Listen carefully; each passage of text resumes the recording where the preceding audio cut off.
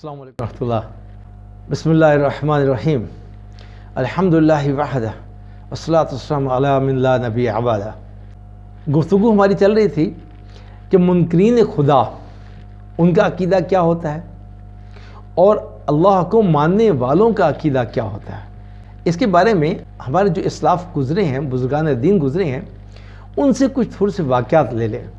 ایک مرتبہ دہریے جو منکرین خدا ہوتے ہیں، ان کا ایک گروہ حضرت امام اعظم ابو حنیفہ رحمۃ اللہ علیہ کی خدمت میں ان کے قتل کے ارادے سے حاضر ہوا. امام اعظم نے فرمایا، تم ایسے شخص کے بارے میں کیا کہتے ہو کہ جو یہ کہے کہ میں نے دریا میں سامان بھری ہوئی ایک کشتی دیکھی جو اس کنارے سے خود بخود سامان لے کر جاتی اور دوسرے کنارے پر لے جا کر اتار دیتی تھی، دریا کی موجوں کو چیرتی ہوئی سیدھی نکل جاتی تھی اور کوئی ملح اس کے ساتھ نہیں ہوتا تھا، خود بخود سامان اس میں لد جاتا اور خود بخود وہاں جا کر اتر جاتا. تو لوگوں نے کہا یہ بات تو ایسی خلاف عقل ہے کہ کوئی عاقل سمجھدار آدمی اس کو تسلیم نہیں کرے گا. امام اعظم امام ابو حنیفہ رحمۃ اللہ علیہ نے فرمایا، افسوس تمہاری عقلوں پر، جب ایک کشتی بغیر ملاح کے نہیں چل سکتی تو بتاؤ صالح عالم کی کشتی بغیر ملاح کے کیسے چل سکتی ہے. تمام لوگ یہ استدلال سن کر دنگ رہ گئے. سب کے سب تائب ہو کر آپ رحمۃ اللہ علیہ کے ہاتھ پر مشرف با اسلام ہو گئے. اسی طرح امام مالک رحمۃ اللہ علیہ کا واقعہ ہے. تو کسی نے ان سے وجود ثناء کی دلیل پوچھی تو یہ فرمایا کہ آدمی کا چہرہ دیکھو کتنا چھوٹا ہوتا ہے، اور ہر آدمی کے چہرے میں آنکھ، ناک ہے، کان ہے، زبان ہے، رخسار ہے، ہونٹ ہیں اور بھی بہت ساری چیزیں ہیں، مگر باوجود اس کے کہ ایک بھی صورت اور شکل دوسرے سے نہیں ملتی، اور کسی کی آواز دوسرے کی آواز سے نہیں ملتی، اور کسی کی چال ڈھال دوسرے سے نہیں ملتی. غرض یہ کہ صورتوں اور شکلوں کے الگ الگ ہونا اور آوازوں اور لہجوں کا ایک اعضاء اور جواہر کا مختلف ہونا، یہ اللہ کی کاریگری ہے جس نے ہر ایک کو ایک خاص صورت اور حیت عنایت فرمائی کہ جو دوسرے میں نہیں پائی جاتی. یہ کسی بے شعور مادہ اور ایتھر کی کاریگری نہیں ہو سکتی. اسی طرح امام شافعی رحمۃ اللہ علیہ کے بارے میں بھی ایک حکایت ہے.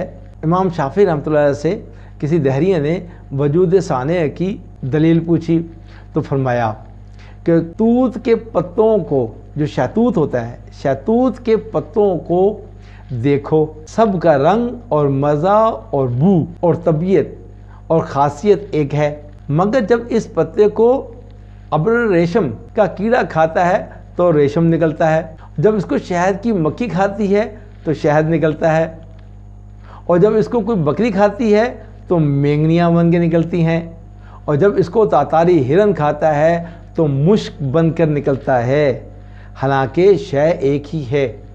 معلوم ہوا کہ یہ اختلاف اور تنوع کسی علیم و قدیر کی کاریگری ہے اور مادہ اور طبیعت کا اقتضا نہیں، ورنہ مادہ تو سب کا ایک ہی تھا.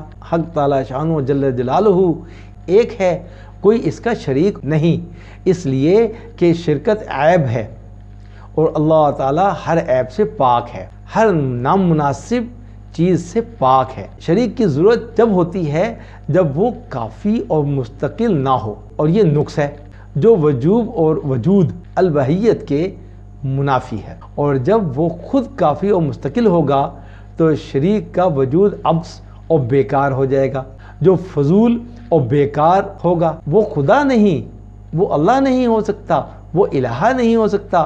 بس شریک ثابت کرنے سے دو شریکوں میں سے کسی ایک شریک کا ناقص اور عیب دار ہونا لازم ہوتا ہے، اور الوحیت وجوب وجود کے منافی ہے. غرض یہ کہ شرکت کا ثابت کرنا شرکت کی نفی کو مستلزم ہے.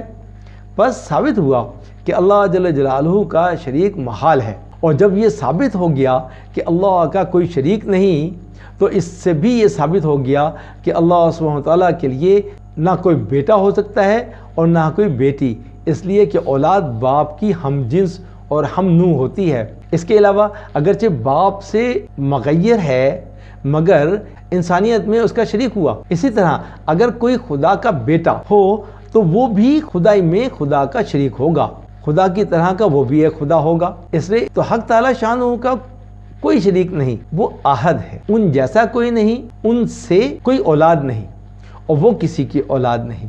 یہ عقیدہ ہم سب نے بنانا ہے اور اپنے آنے والے نسلوں تک یہ بات پہنچانی ہے۔ اللہ رب العزت مجھے بھی عمل کی توفیق عطا فرمائے۔ انشاءاللہ اگلی ویڈیو ملاقات ہوگی۔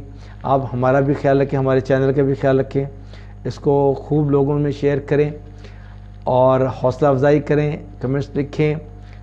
جن جن احباب نے سبسکرائب نہیں کیا وہ سبسکرائب کریں اور زیادہ سے زیادہ ویڈیو پوری دیکھا کریں۔ جزاکم اللہ خیر۔ اللہ آپ لوگوں کو خوش رکھے۔ السلام علیکم ورحمۃ اللہ۔